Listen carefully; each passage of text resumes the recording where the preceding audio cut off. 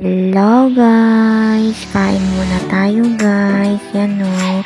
Ang kinakain ko tinapay. Tas palaman niya, cheese whiz. Yan o. Tinitignan ko pa si Jillian kung kumakain talaga. Nagpapalaman ako ng tinapay ko. Ngayon umaga guys. Yan o.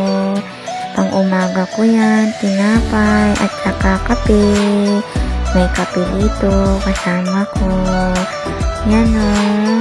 Kain muna tayo guys, habang hindi pa naglalaro yung bata, hinihintay niya ako, maglaro kami daw ng teacher, sabi niya, school daw. Yan o, kain muna tayo ng tinapay, masarap yan guys, tinapay at kape, ang pang umaga ko guys, ngayon na umaga, nagkikismis pa ako bago ako kumain. Yan o guys, feel na feel ko kumakain guys ng tinapay.